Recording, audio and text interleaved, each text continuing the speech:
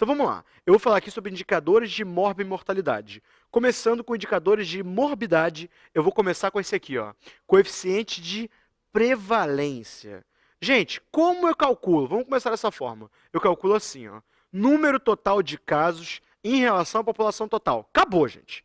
O coeficiente de prevalência é calculado dessa forma.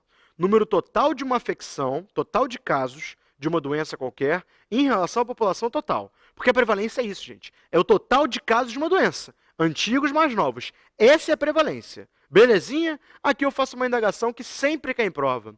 O que faz esse coeficiente aumentar ou diminuir? Isso sempre cai em prova. Ou ele dá uma dica para você dizer o que aumenta e diminui, ou ele pergunta o que aumenta e diminui. Então vamos pensar assim, pessoal, só para a gente já tendo conhecimento, tá raciocinando comigo. Se o coeficiente de prevalência ele estabelece se a prevalência é o total de casos de uma doença, o que aumenta esse total de casos de uma doença? A quantidade de casos novos aumenta. Ou seja, eu faço um rastreamento de uma determinada doença, obviamente eu vou conseguir detectar mais casos. Então eu vou aumentar o total de casos novos. Isso vai aumentar a prevalência, com certeza. Uma outra coisa que aumenta também essa prevalência é o tempo da doença. Se tem uma doença aí que tem muito tempo, é muito arrastada, eu faço um tratamento para essa doença que não curo ela, mas também evito desse paciente morrer, essa doença vai ficar muito longa. Isso sempre cai em prova. Sempre cai em prova, pessoal. Essa doença vai ficar muito longa. Por exemplo, diabetes. Diabetes hoje em dia não mata mais tanto como já matou alguns pacientes. Hoje é uma doença crônica que eu tenho um tratamento eficaz. Metformina, insulina, tem um tratamento eficaz. Eu prolongo a sobrevida do meu paciente por muitos anos.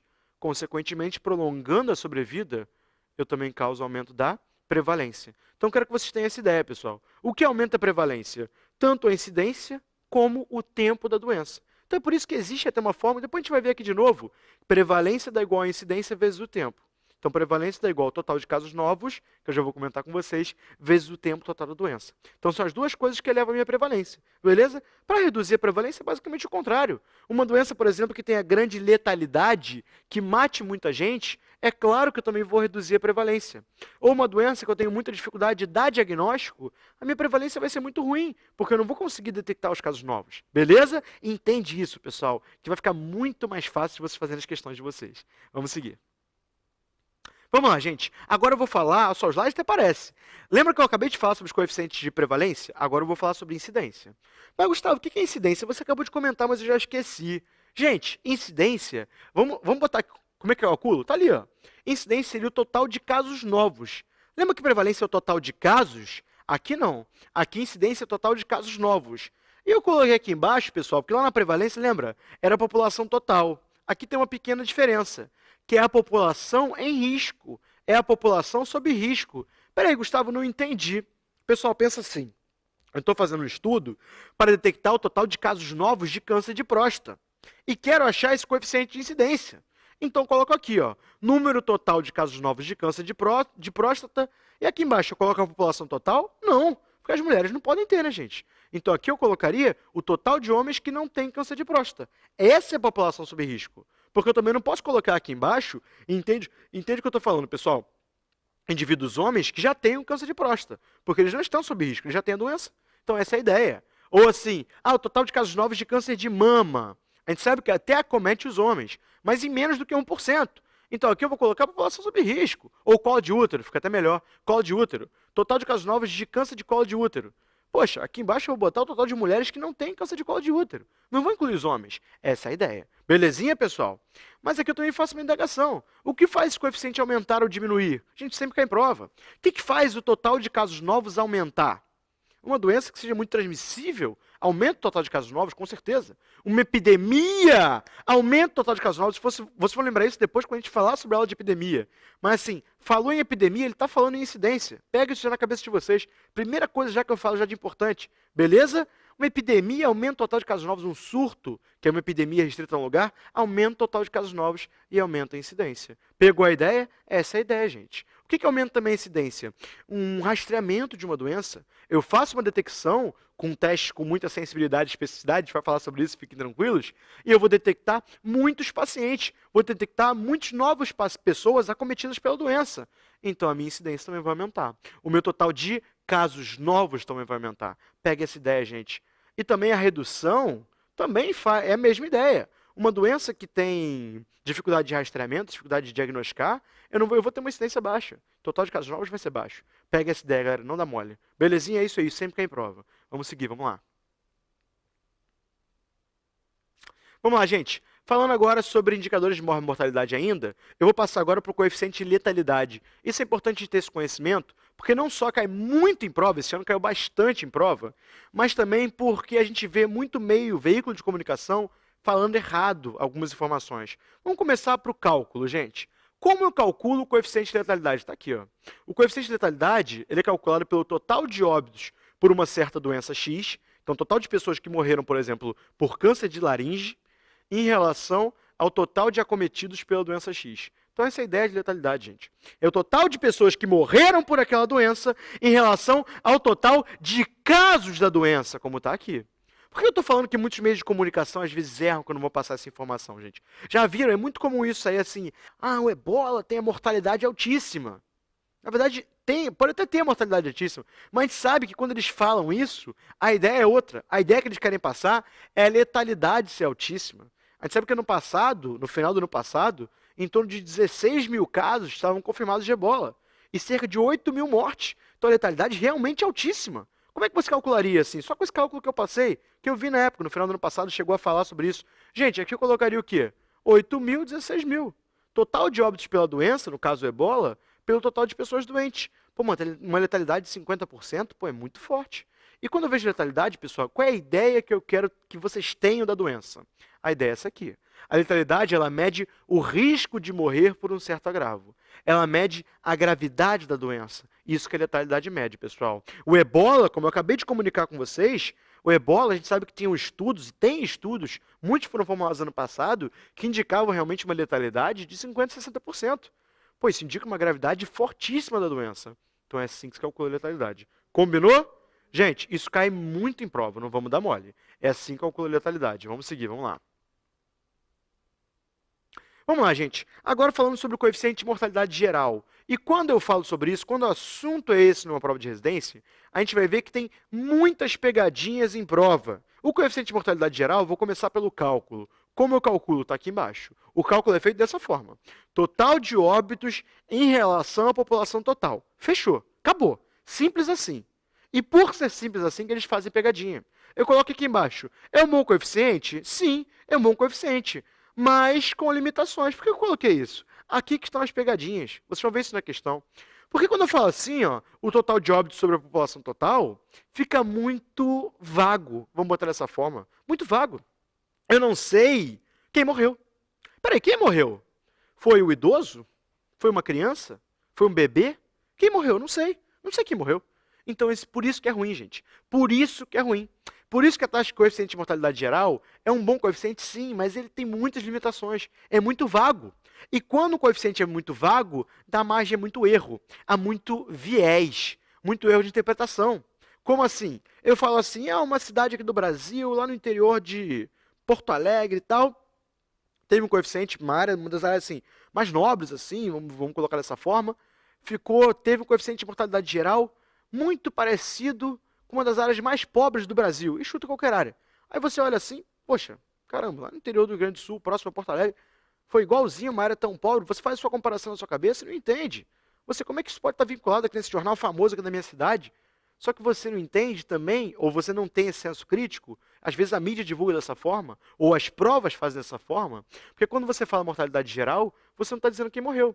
Provavelmente nessa cidade muito rica, independente de onde seja, eu citei Rio Grande do Sul, pode ser qualquer lugar, Amazonas, pode ser no Nordeste, Centro-Oeste, Sudeste, qualquer lugar. Gente, pode ser que essa cidade muito rica esteja morrendo só idoso, não sei, e pode ser que nessa cidade muito pobre esteja morrendo só recém-nascido.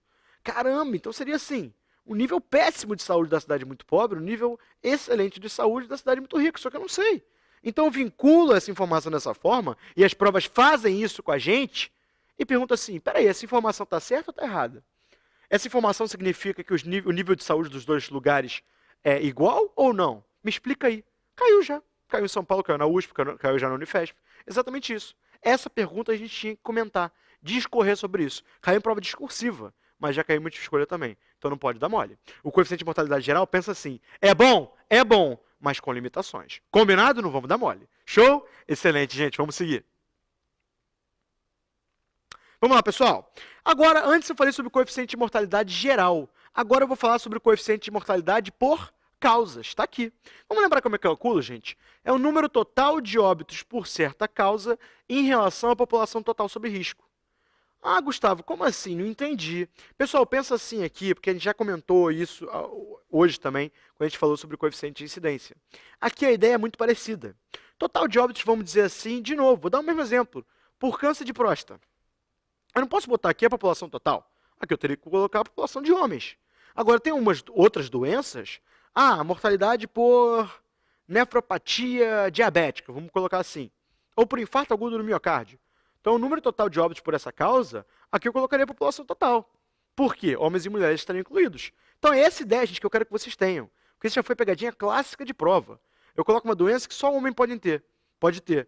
Aí eu vou lá e confundo as pessoas. Entendeu? Confundo os alunos. O aluno vai lá e coloca a população total sob risco. E os enunciados sempre colocam a população total.